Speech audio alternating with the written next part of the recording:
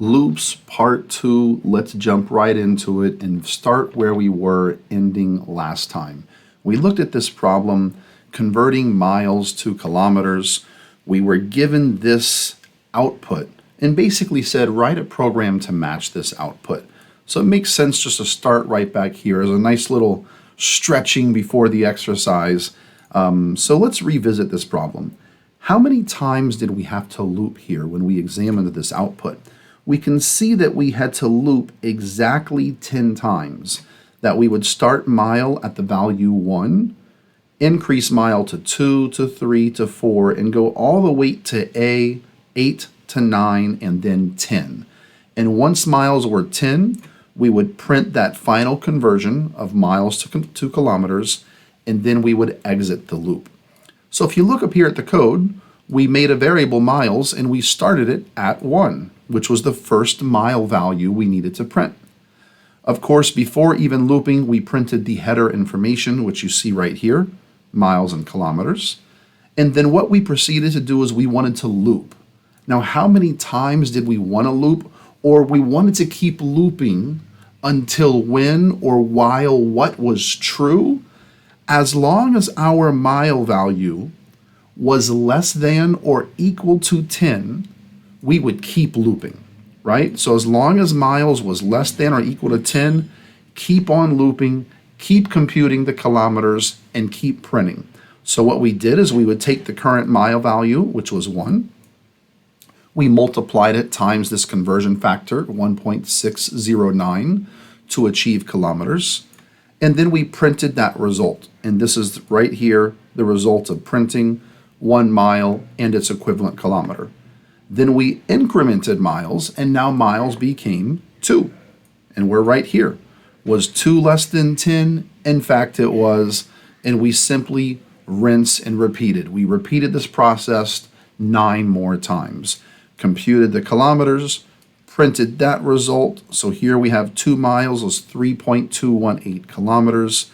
And then we incremented miles to now 3. When we finally got down here to the bottom, we had miles was 10. 10 is less than or equal to 10. We computed we computed kilometers, which is going to be 16.090 kilometers. We printed that line of output, the number of miles and their respective kilometers, and then we incremented miles. So now miles is 11. And with miles being 11, this Boolean expression that is inside this while statement is now false. 11 is not less than or equal to 10, which means what? This means we will now exit our loop. So a 3-minute stretching, worthwhile. Now we jump right into the new content. Starting with, we want to convert now miles to kilometers, as well as converting pounds to kilograms in the exact same program, all in one output. Let's see how this actually goes. So write a program that prints out a table showing the conversion of miles to kilometers, as well as pounds to kilograms. Now we know the conversion factor from miles to kilometers. We just revisited that. Important to know is that 1 kilogram equals 2.2 pounds. Or you could say that a kilogram equals a pound, 1 pound, divided by 2.2. Don't let the math scare you. I'm giving you those equations.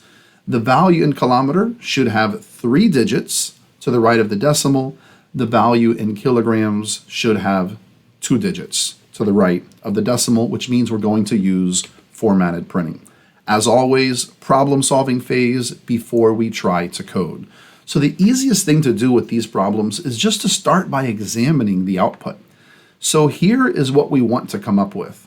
Now we want to loop all the way from 10 miles to 100 miles. Now if I ask you how many times did we iterate this loop, frankly, you might have to just come in here and count. 1, 2, 3, 4. I don't want to count all of that. I could guess what it is, but we don't need to count how many iterations.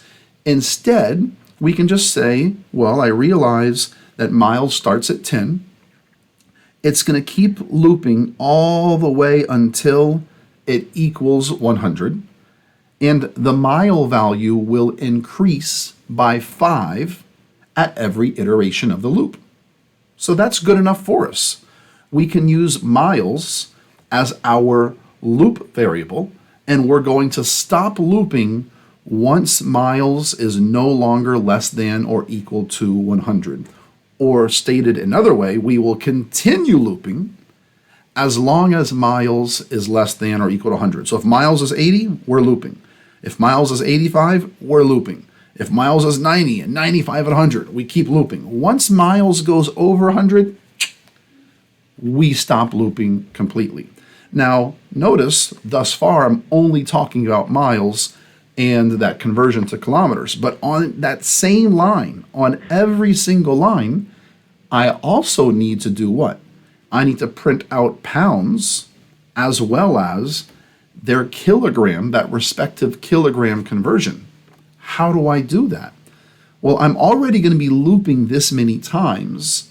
So what we can examine here is we say, well, I can make a pound variable, start it at 80, and then do what? At every single iteration, just add 10, right? 80 plus 10 is 90, 90 plus 10 is 100, 100 plus 10 is 110.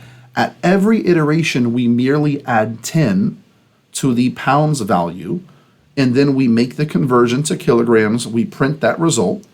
Do we need to worry about when to stop looping? No, because that's already going to be controlled with our mile value. So here's the output. We've examined it, and let's now talk more about the problem-solving phase. So how many times do we need to iterate? We're going to start miles at, we said, 10, and we're going to keep looping up until miles, or while miles is less than or equal to 100, and we're going to increment miles by 5 at every single iteration. So miles will be our counter variable. That's going to be the variable that we're going to use for the actual purpose of controlling our loop. Now, what about pounds? This is just another variable that we're going to update at every single iteration of the loop, but it has nothing to do with controlling the loop. We're only going to control the loop with our miles variable.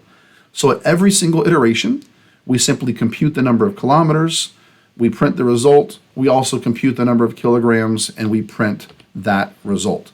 So let's come over and try to code this. File, new, save, and let's call this miles to kilometers.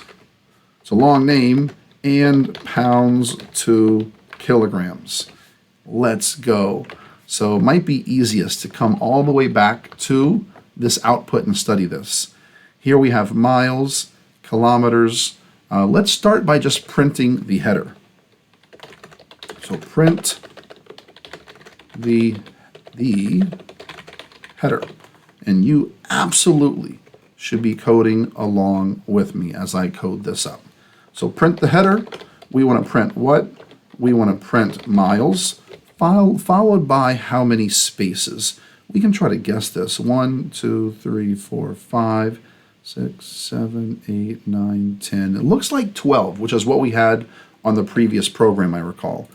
So we had here 12S. I think we have 12 again. And 1, 2, 3, 4, 5, 6, 7, 8, 9, 10, 11, 12 as well. So in fact, what I'm going to do is the exact same thing. I'm not going to even print the word miles right here.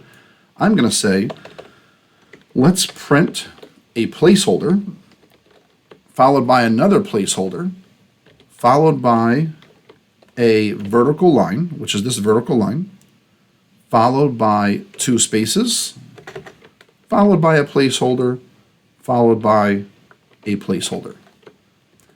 Dot format. And what do I want to print right there? I want to print miles, kilometers, pounds, and then kilograms. Now, I did not include any of the formatting, so when I run this, notice it's all going to be spaced and squunched right together. So now let's go include those formatting. This should be left align, 12S, the same here, and the same here. So now when we run this, How does that look? That looks pretty much like what we are expecting. Now, as we've discussed, I don't need to come put the minus 12s on that final rightmost column because nothing comes afterwards on the right of it. So there's really no need to put those extra spaces right here. You can, there's no harm, but there's also no need. So we've printed the header. And now what do we need to do? We need to go ahead and set up our variables. So variables that we need to use. We had miles, and we said that miles would start at 10. We also have pounds, and we said that pounds will start at 80. And now we want to loop as long as miles is less than or equal to 100. So while miles is less than or equal to 100, keep on looping. And what are we going to do at every iteration of the loop? We're going to print this information, and then we're going to update miles, and we will update our pounds. So let's go ahead and put the comments there. We need to compute the compute two things: kilometers and kilograms. Print the results. And then finally, we need to update miles and pounds. And we'll even end with that. At every iteration, what do we do with miles? We will increment it by 5. So miles plus equals 5. Or if you prefer to say miles equals miles plus 5, it's the same thing. I'm going to say miles plus equals 5. And what happens at every iteration to pounds? We increment pounds, or we increase pounds by 10. Pounds plus equals 10. So we need to compute, not computer, we need to compute two things. The kilograms. So what is kilograms? And kilometers. We'll start with kilometers. Kilometers equals miles times 1.609. And we also have kilograms, which we said that 1 kilogram, where was it on the previous page? 1 kilogram equals the number of pounds divided by 2.2. So kilograms equals pounds divided by 2.2. All you need to know is the equation. I've given it to you, just type it up. And finally, we print the result. Well, printing the result is easy because we've noticed I come back to here, each of these lines is formatted in the exact same fashion as that topmost line, that header. And since we already use formatted printing for this header, I can just copy that header and I can print it right here. Now, if I run my code, this is just going to print miles, kilometers, pounds, kilograms that many times, which is not what we want. But the value, let me zoom out just a little bit, the value of copying this line of code, since we already took care of the spacing, the left align 12s, the value of copying that code is it's already taken care of. We already have the formatting exactly as we want. Now we just need to print different things, and we need to take care of the specifier here. Are we going to be printing a string, or is it an integer, or is it a floating point number, a real number? So the first thing we're going to be printing is what? The mile value. The second thing we're going to be printing is the kilometers value.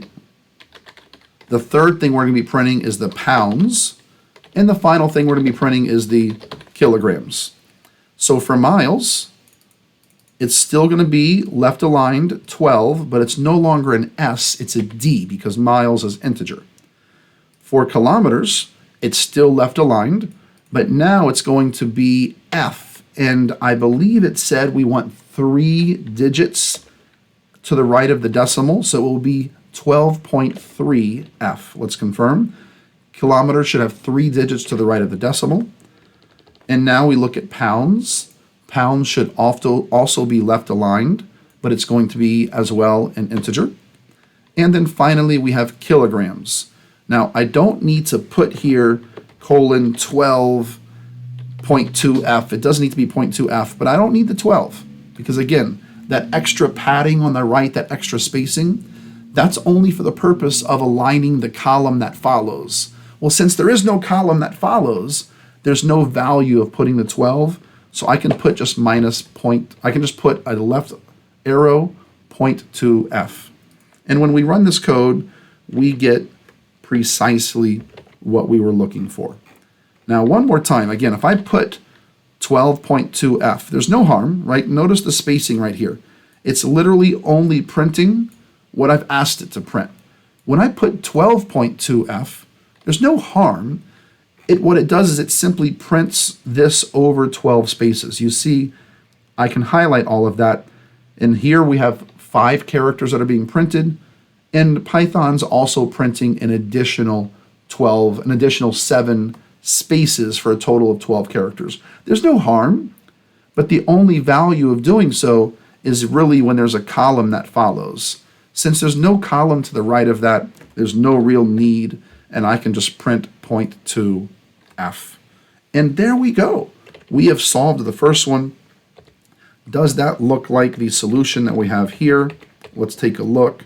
It should be pretty similar. Let me scroll down just a little bit, or there we go. We printed our header, which I did first here in the live solution, miles and pounds, and we looped as long as mile value was less than or equal to 100. We computed those two things, we printed the results, and then we updated miles and pounds. Perfect. That wasn't that bad. That wasn't that bad at all. Let's get to the next one. Loop design strategies. See, some loops are more straightforward. Some loops, you can look at them and you can analyze the data and you can determine, oh, I need to loop 8 times. I need to loop 12 times or 20 times. But other loops require additional thought. So as a result of this, we have designed this loop design strategy, which is as follows. When you have a loop and you're studying that output, try to identify any of the statements that need to be repeated. Examine the output and just look at it and identify, hey, that's being repeated. Oh, that's also being repeated. Identify those components that are being repeated, and then wrap all of those statements inside a while true loop. Just literally put while true and put all of those statements to be repeated inside that while true loop.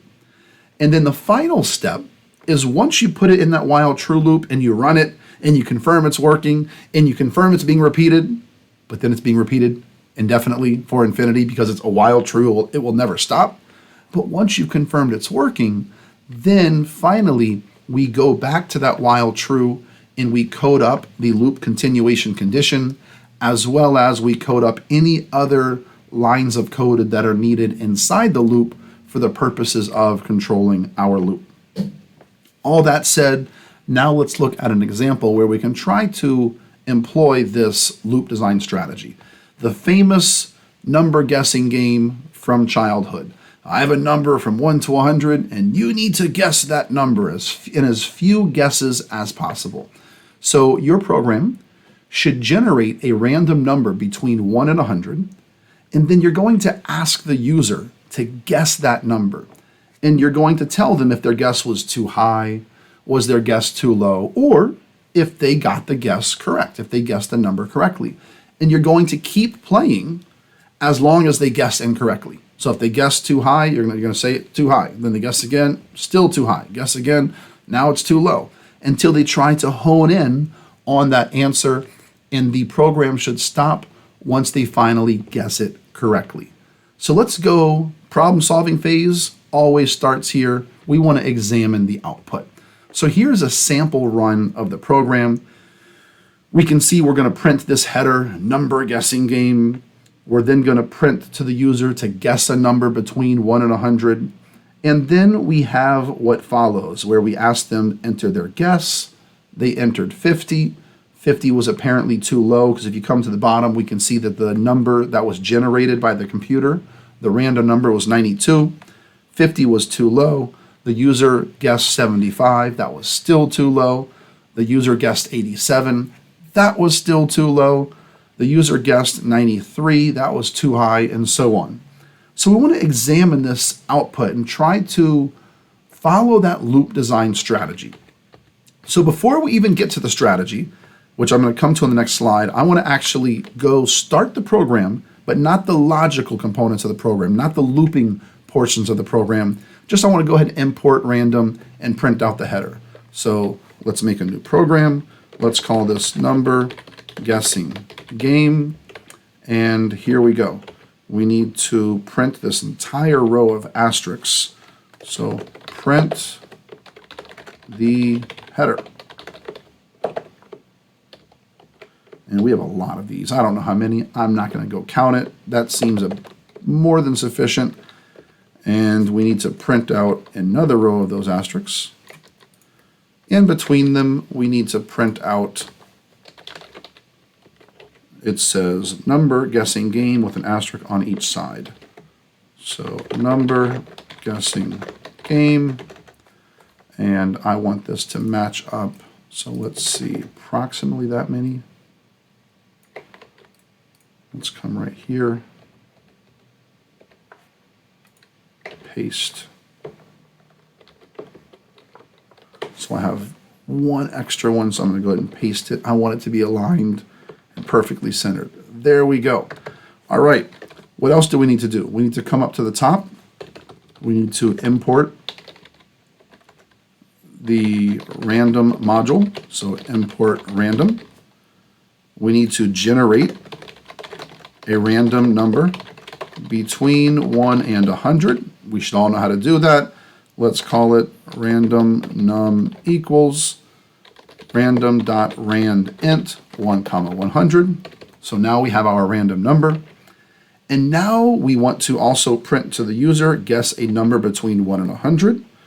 So we want to print 1, 2, 3, 4, guess a number between 1 and 100. Done. Okay. Now, what follows when we examine this, because we want to follow that loop design strategy, is we want to examine the rest of the output. And it said identify what gets repeated. So really, we're asking the user to enter a guess, and then we're printing your guess is either too low or too high or is the correct number. So you can see here these two statements: enter your guess is too low. Enter your guess, again, your guess is too low. Enter your guess, again, the guess is too low. Enter your guess is too high. So those two lines of code, or lines of output, are what are being repeated over and over and over. The concept of prompting the user to enter their guess, scanning their guess, and then printing a message to the user based off of that guessed value. That's what's being repeated. So the loop design strategy says what? Identify those statements that are being repeated and code them up. But don't even use a loop. We're not even going to use a loop. It said code them up. So let's do that. Let us say guess equals int input, enter your guess. So we've scanned the guess. So here I'm going to ask user for their guess.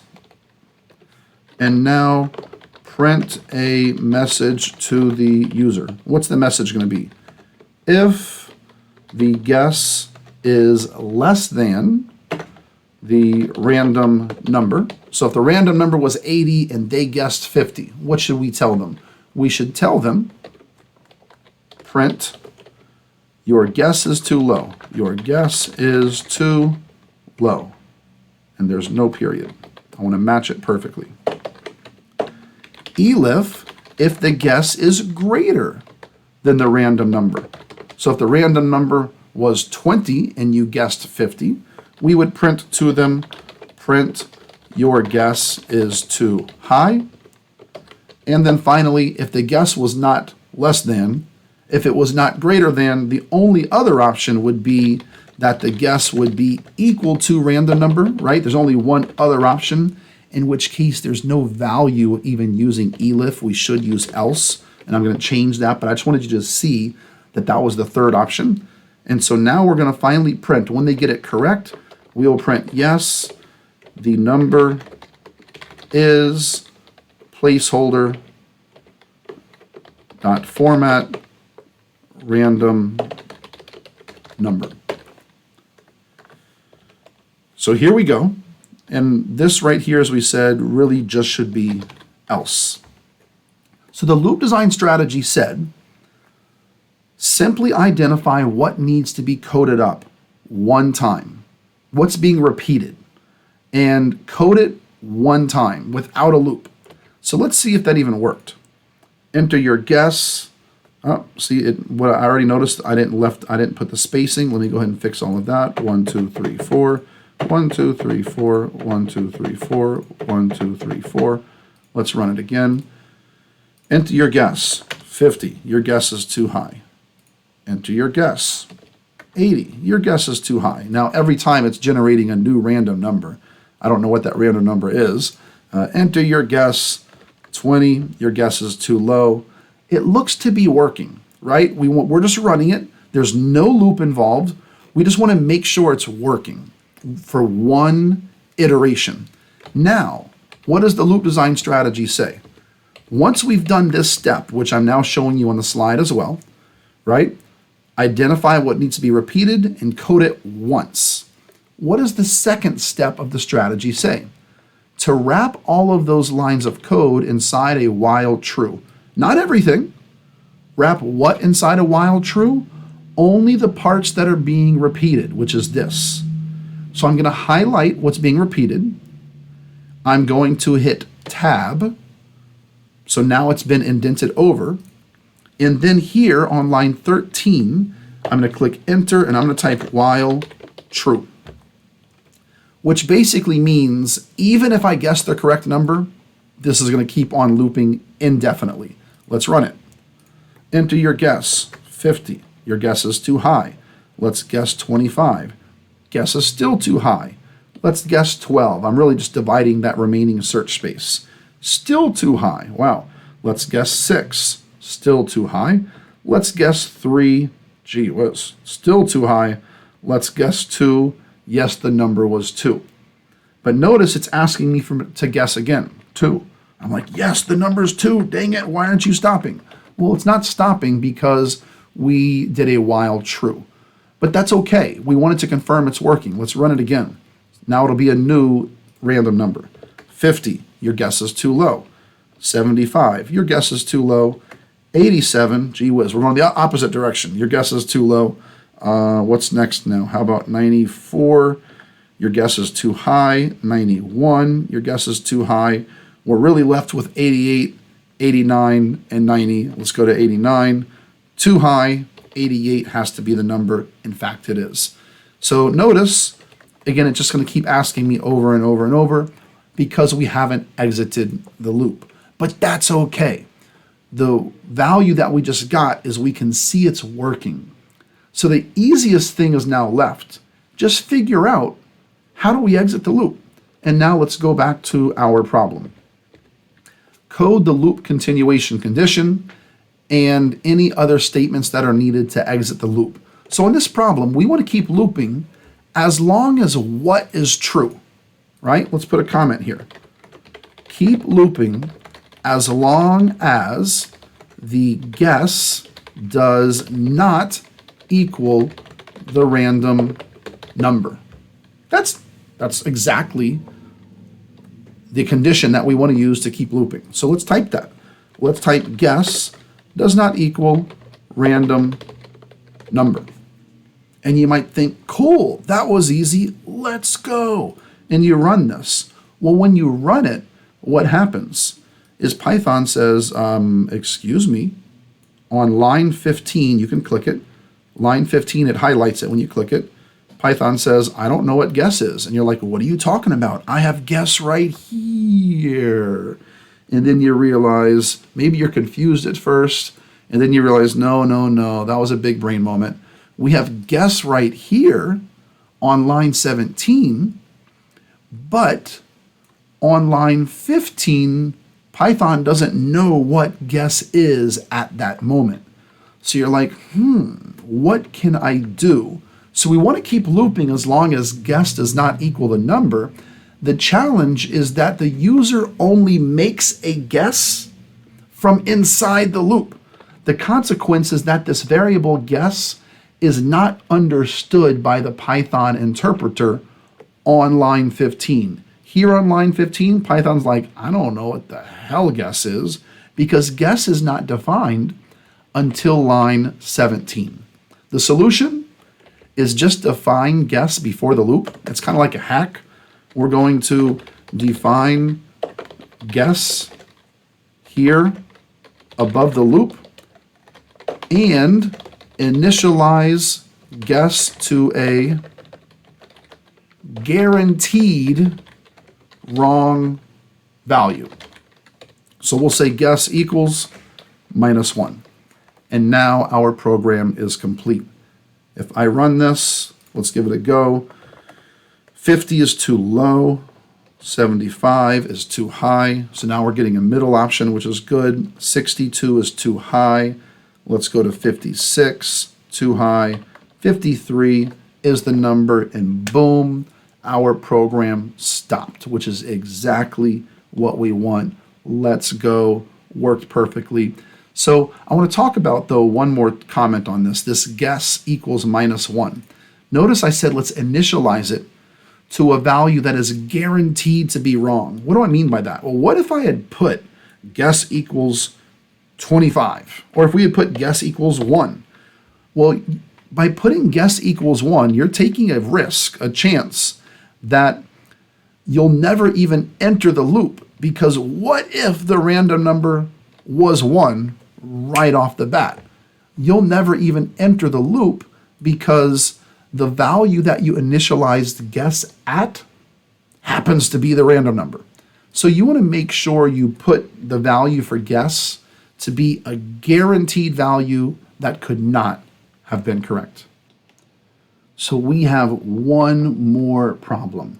Program 6, larger subtraction quiz. We've now studied several different loops. We've seen a lot of examples. We can make a better subtraction quiz. Let's ask the user how many subtraction questions they would like to answer, and then we're going to loop exactly that many times. In the end, we want to tell them how many they had correct. We also want to tell them something new, how long it took them to actually complete the quiz. As always, we jump right over to the sample executions of this program. So here, what if we ask them how many questions they want to answer and they say 5?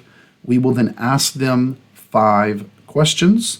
Notice they answered 4 of them correctly, 1 incorrect, and then we print out the quiz results. You answered 4 out of 5 questions correct. Time taken, 13.4 seconds. Here they answered all 5 of them correct.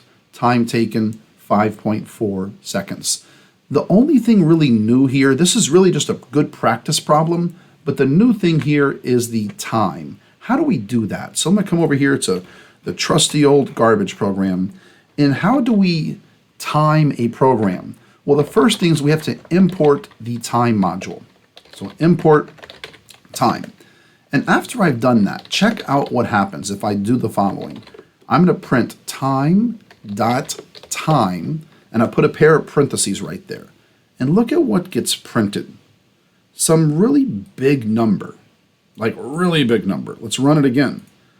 It's a big number. Run it again. I want you to pay attention to these 2 digits that are to the left of the decimal. The 2 digits immediately to the left of the decimal. Let me see if I can zoom way in. There we go. Pay attention to these 2 digits. I'm going to run it. 73. Run it again. 74. I'm going to wait 3 seconds. Run it again. 77. 79. 81. 82. 83. 84. 85.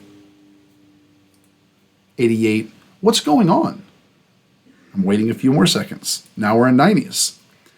This is actually an increasing number. It's constantly increasing because it's actually counting the number of seconds. It's super funky. Let me zoom out. Time.time. This will print for you. This prints, or let me just do this. Time.time gives you the number of seconds since January 1st, 1970. You're like, what the heck? What a weird date. We'll talk about that more. But that gives you the number of seconds since January 1st, 1970. So every time we run it, print time.time, we're going to get those number of seconds, and it keeps increasing. Now it's 47, 49, 51, 52, 1, 2, 3, 4, 5, 57, right? So that's the number of seconds since January 1st, 1970. Well, how can that be helpful? What if we want to ask the user something simple? Name equals input, enter your name. And we just want to print out nice to meet you. So print nice to meet you, name, exclamation point, dot format, name. If I run this code, enter your name, Bob, nice to meet you, Bob. Cool. What if we want to time that program? How could we do so? What we could do is we could get the time at the beginning of the program.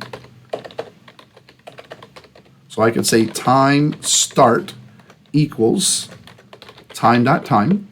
So here I'm calling this time function. Remember, a function is anytime we see those parentheses. Here I'm calling that time function, and I'm getting this big number, and I'm saving it into this variable time start. And then after the program has completed, or after we're done printing to the user, I'm going to say time end equals time.time. So once again, I'm calling that time function, and I'm getting a really big number, which is a few seconds later into the future, and I'm saving that big number here into time end. And so now I can just calculate the total time, or time taken equals time end minus time start. And I can print out time taken by program is, and I'll put here colon, how about 0.2 f seconds. Dot format time taken. Make sure you pause the video and code that up. Let's run this. Enter your name. I'm waiting a few seconds on purpose. Name, Jonathan. Nice to meet you. The time taken by the program, 5.67 seconds. So this is how you could time your program. This one took about 2 seconds. Let's do another one. 1, 2, 3, 4, 5, 6, 7 or so. 6.79 seconds. So this is how we could time our program. All right, we want to make this subtraction quiz. Let's go through this. Let's go ahead and start a new program. We have not done the problem solving phase yet. We'll get to that. Let's call this subtraction quiz. Okay, let's start by importing time and import time. Let's go ahead and print out the header. The header is this set of asterisks. I'm going to go ahead and just copy from, I'm going to cheat, come back to my number guessing game. I'm going to copy all of this. Paste. And the header is called inside subtraction quiz. Subtraction quiz. 1, 2, 1, oops, 1, 2. Nice and centered. Perfect. And what do we want to do? We want to ask the user how many questions they want to answer. This is outside of a loop. So 1, 2, 3, 4. How many questions would you like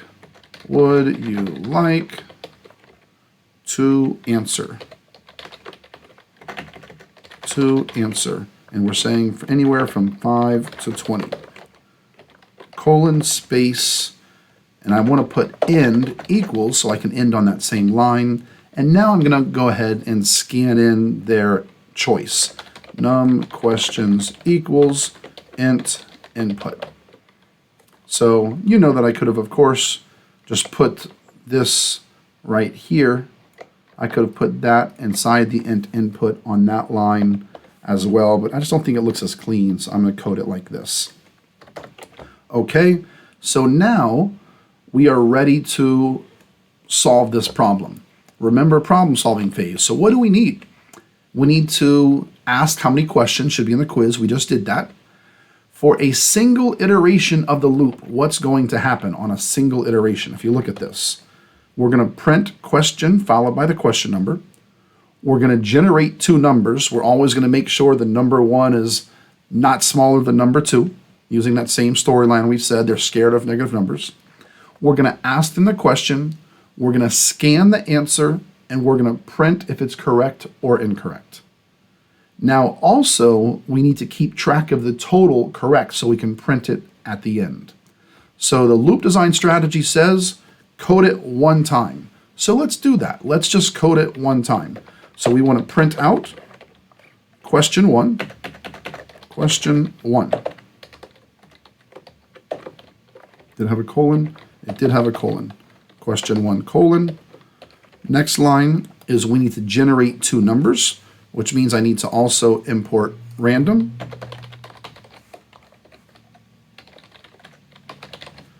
And let's generate two numbers. And let's see, so I want to do this first. Generate two numbers. Num1 equals random.randint 1, 9. Num2 equals random.randint 1, 9. Swap the two numbers if num1 is smaller than num2. It's the same thing we always do.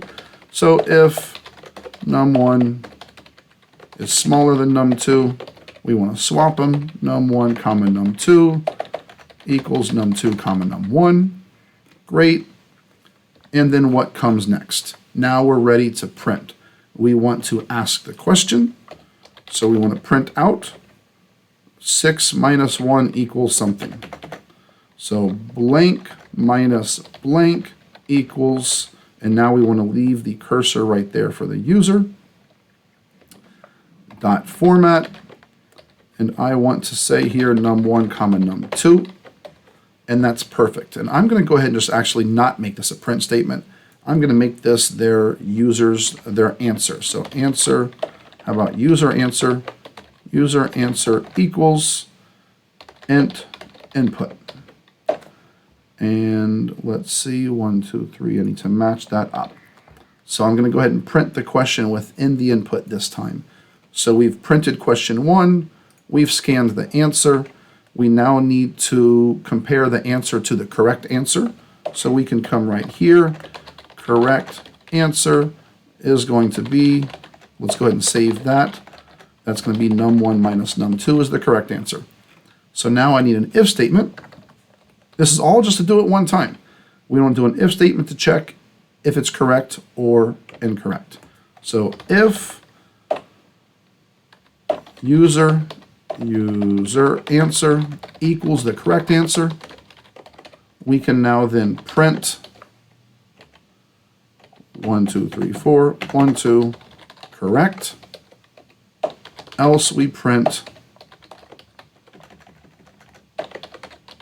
incorrect with a period. So nice. Correct with an exclamation, incorrect with a period. Let's see if that worked.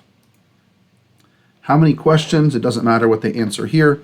Question 1, 5 minus 1, 4, and all of a sudden I have a misspelling of a typo, so you probably already saw it when I was typing this. Got to get rid of the S here. And that will fix that. Let's run this again. And I also noticed though the spacing, I want to put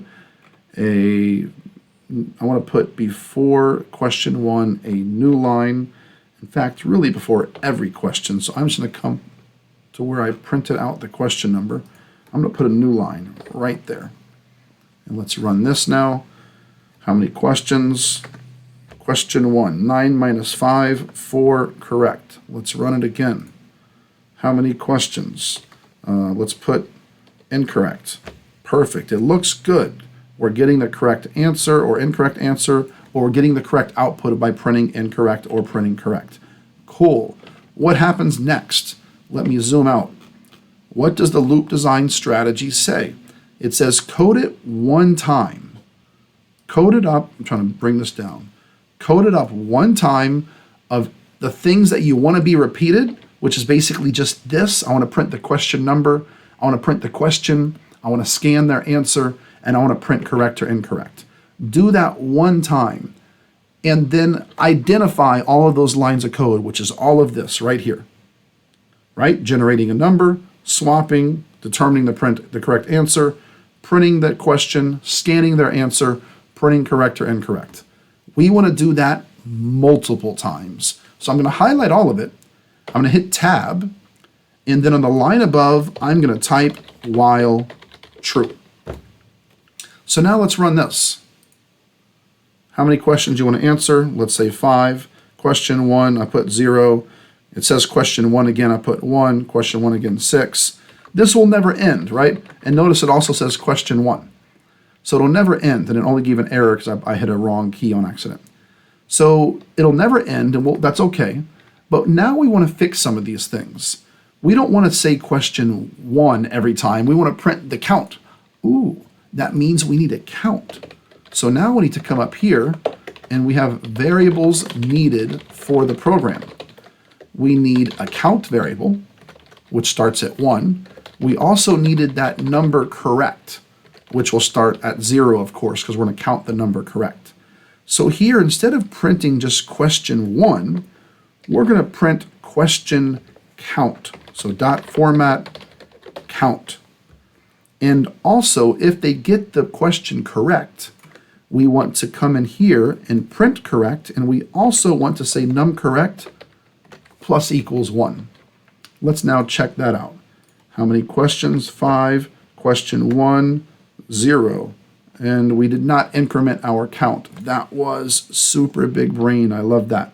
So we made this count variable, and we printed the count variable, but we need to increment count. So at the end, let's do that. Increment count for the next question. So count plus equals 1. And so now when I run this, question 1, 8 minus 2 is 6. Question 2, 3 minus 2 is 1. And this will just keep on going. It'll never ever stop, but it looks pretty good. Okay, well, what's the next step of the loop design strategy is you want to ask yourself, well, keep looping, as long as what? As long as count is less than or equal to num questions, the number of questions the user said they want to enter, that they want to solve. So here, while count is less than or equal to num questions, keep on looping. But once that's done and we exit the loop, now after the loop, print the results. In the results, we have this line of hyphens. So it basically is going to be that exact same length, but it's hyphens. I could have just print asterisks, but no problem. Here's the hyphens. Now I can delete the asterisks. I only use that to measure. And we need to print quiz results. Print quiz results with a capital R. And then finally, we want to print you answered blank out of blank. Blank out of blank questions correct. Perfect. Dot format. What comes first? You answered num correct out of num questions. Right? We had num correct out of num questions. And then finally, we want to print the time, which we've not done yet, but we want to print the time, which is going to be colon 0.1 seconds. Dot format, and we want to print total time taken. which we have not even created yet. So this looks pretty good. Let's come take care of our time.